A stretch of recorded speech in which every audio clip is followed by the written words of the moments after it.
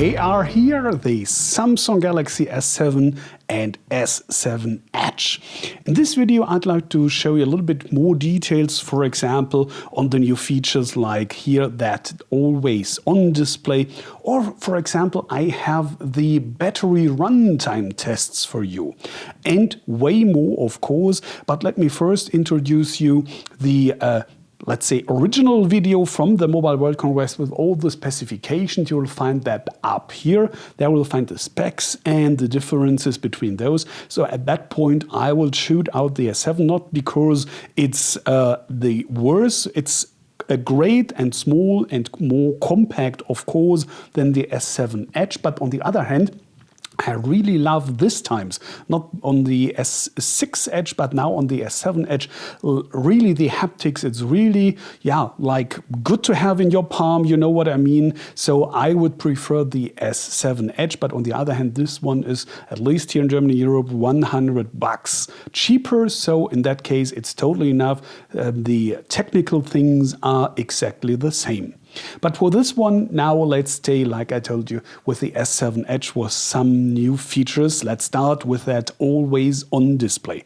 First of all, the idea is great, especially you have that Super AMOLED display, so all these black pixels here don't consume any power. And this one is a little bit moving, sometimes here, sometimes there. So it's not burning in. You see all your missed calls, or here, for example, new text messages. So far, so good. And especially you can have settings here. I'll show you under display. You find that here on always on display. So for example, you can change here the design of your clock, or you can, if you want to have just an image there. These are some examples here. Or, and here we come to my point, to calendar with two different styles at the moment. And with the calendar chosen, it looks like this. Okay, this is a better or more details like this one for comparison. So I would prefer this, but as you can see here right now, you do not have that insert with the missed calls and the new text messages. I do not understand why. The only resolution for me would be, okay, maybe a bug, someone has forgot this, because you have seen the information is there, and especially some more. Let me have that S planner right here to show you, for example, this one. I inserted here a test appointment in some hours. So I would expect, if I choose the calendar setting over here, that I would have the dates, the appointments, what is expecting me on this day. So no more information like that. So in that situation, I hope, of course, that some upgrades will make this better here. But in this situation, I would prefer, of course, this original setting with a clock, as you have here, if you see something like new missed calls or new messages. That's the first one. I do not find that good.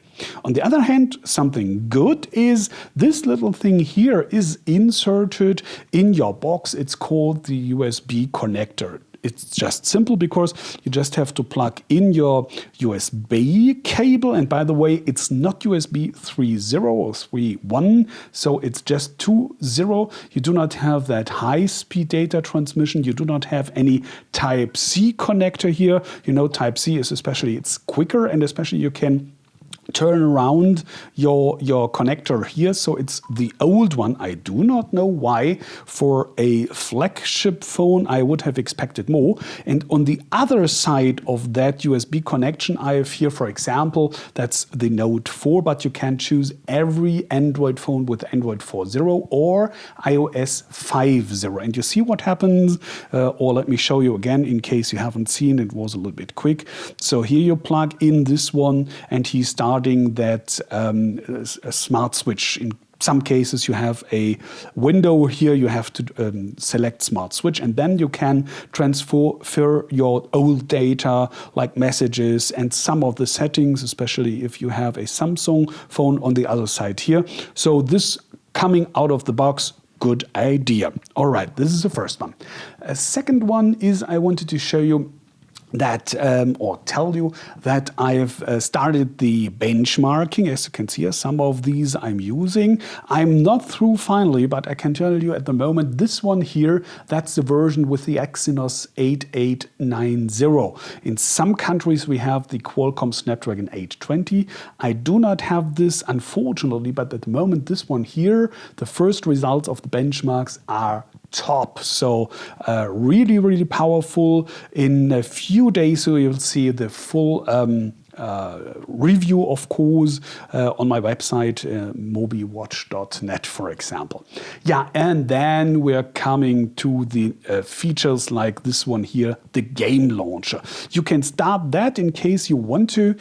Here in the advanced features under games, see here, toggle on off, and this one is especially helpful because it gathers all your installed apps, as you can see here. And especially you can have things like, let me show you this over here, no alerts during game, for example, or even more. And for showing you that, all the tools, let me start, for example, here that Asphalt 8 I've pre-installed with this one, just a second. And then you see in the lower corner here, down there, that little, yeah, don't mind about that. A little round red thing over here. If you tap on that, you're coming to, again, these settings here with no alerts, and you can unlock these buttons here, for example. And even more, you can have minimized your game, and that's something really helpful in your everyday life. If someone comes in, you have to stop your gaming immediately. You can do it like that, but you can play on just by tapping here, and then you're back. And next thing you could have is, let me go record, but before settings, to show you what you can record, and that's over here. So first of all, you can say, okay, how big is the image? Do you want your image or your live front camera while you're gaming? As you can record all the screen in different sizes and different resolutions up to 1080p. And you can choose, okay, do you want to record the game or audio or the microphone? So especially for Let's Plays, this is a great tool to make it, for example, like here, and just say record and then have your game. And the only thing you have to have in mind is you can normally, in that case, not because it's already running, you know, it doesn't matter in most games which way you're turning your phone. But in that case, you really should be aware that you do not have it like that, because in that case, the front camera doesn't see anything. So you should be like that over here.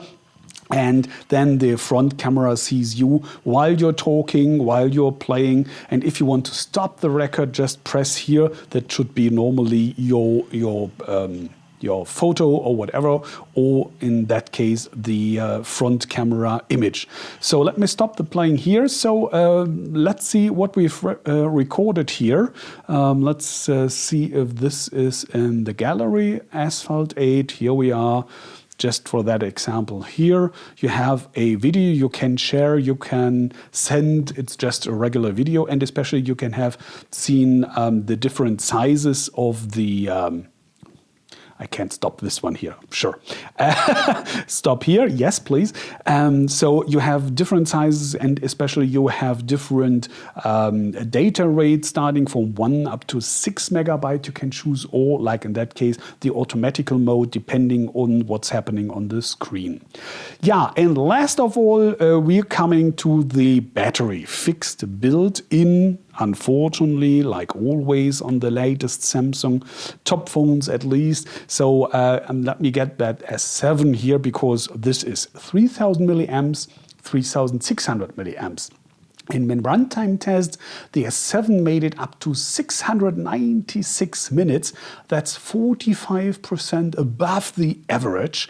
That's number 2 in the overall marathon charts. And the S7 Edge has 3,600 milliamps under the hood. And with that, it made it in the test 768 minutes. Applause, because that's the new number one, 60% longer than the average. So even heavy users should really come through the day with these phones. Nevertheless, you can have quick charge and you have right out of the box wireless charging and everything. But this is number one and number two. Compared to the predecessors, the S6, for example, has 476 minutes. That's -1, so 1% below the average at the moment. S6 Edge came in the same circumstances up to 536 minutes. That's 11% above average. And S6 Edge Plus, already very good, 642 minutes.